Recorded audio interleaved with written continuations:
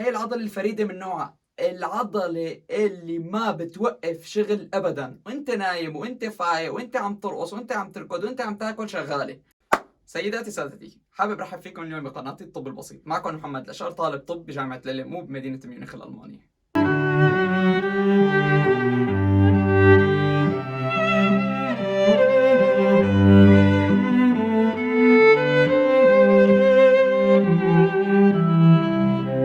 بفيديو اليوم حخبركم عن 6 حقائق علمية عن جسم الإنسان.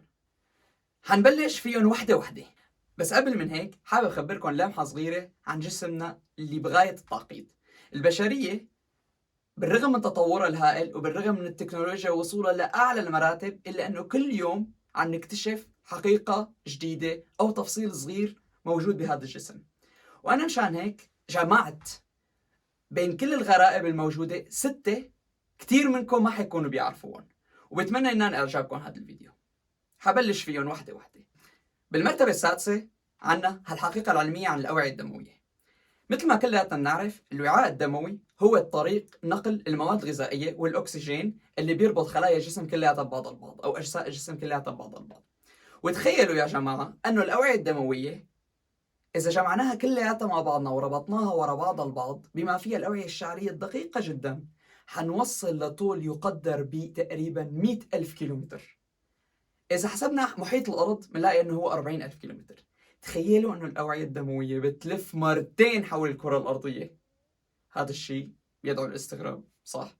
وبالمرتبة الخامسة هنحكي فيها عن عدد الهائل من الخلايا اللي بتتموت كل يوم. بتعرفوا أنه نحن جسمنا مكون من عدد لا يحصى، خلينا نقول، من الخلايا. عدد كبير جدا يصل إلى 30 تريليون. بعرف الأرقام شوي حتكون مخربطة، مشان هيك حاكتبهم على يميني على الشاشة.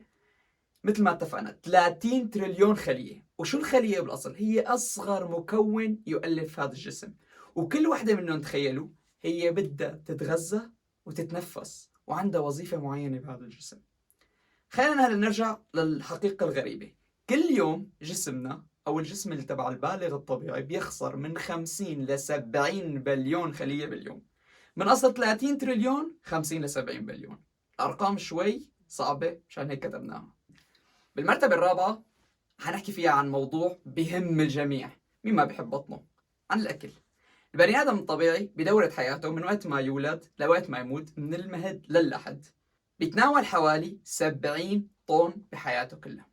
هال70 طن بيطلعوا لهم تقريبا، إذا حسبناها على الفيلة الأفريقية، تقريبا 12 فيل أفريقي. شباب متأكدين من هالمعلومة؟ والله العظيم يعني بعرف أنا الشباب إذا جاعت تطلع لها بفيل بالقعدة. صح، لا معك كمل. طيب لكن إذا متفقين عليها متفقين، لكن بدك 12 على الشباب اللي ورا الكاميرا لحاله بيطلع. بالمرتبة الثالثة حنحكي عن الموسيقى. مين ما بيحب الموسيقى ويحتفل؟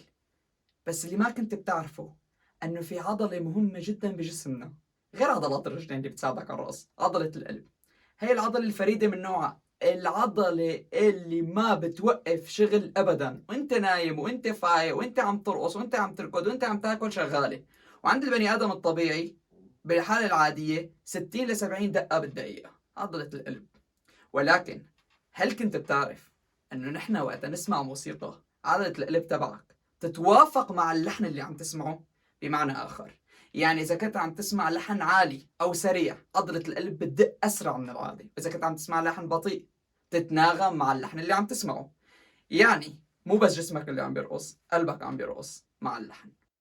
منشان هيك حنحكي عن الحقيقة الغريبة اللي وصلت معنا للمرتبة الثانية، أقوى عضلة بجسم الإنسان. هعطيكم ثانية تفكروا شو هي. بعرف أغلبكم فكر، بس غلط اللي فكرتوه. لا للعضلة الفخذية ولا لعضلة الذراع ولا لعضلة القلب اللي حكينا عنها قبل شوي، وإنما العضلة الماضغة والصدرية. حتستغربوا كتير، بس قوة الفك عنا وعضلاته اللي هن عضلتين الماسيتر والتمبوراليس أقوى عضلتين بجسم الإنسان. في دراسات جديدة أثبتت أنه الضغط اللي بتطبقها العضلة تبع الفك على عند الناب بالضبط يصل إلى 100 كيلوغرام. وصلنا للحقيقة بالمرتبة الأولى، حنحكي فيها عن حاسة الشم.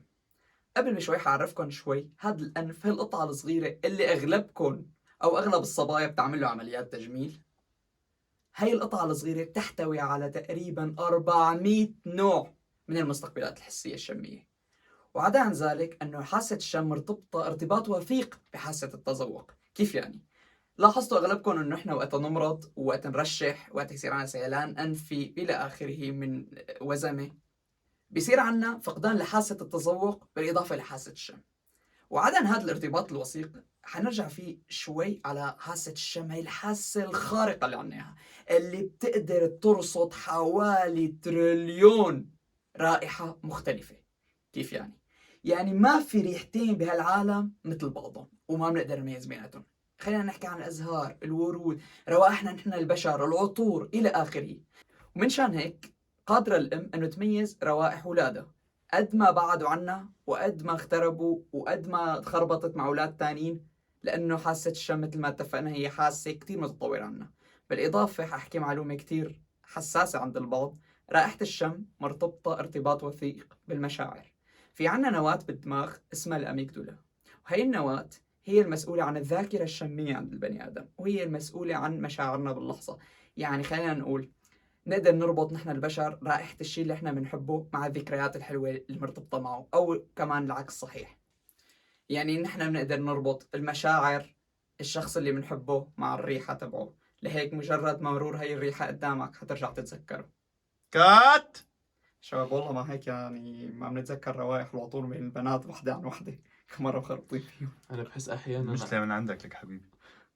وإذا عجبكم هذا الفيديو وعجبكم هدول الحقائق، لا تنسى تترك لنا رأيك بالتعليقات وتفعل زر الجرس وتحط اشتراك للقناة وتترك لنا لايك كمان صغيرة. وإن شاء الله مثل ما بنوعدكم أنه الفيديوهات اللي بعدها تكون علمية أكثر ونحصل على كل شيء جديد. إن شاء الله تكونوا استمتعتوا معنا اليوم، ومساء النور.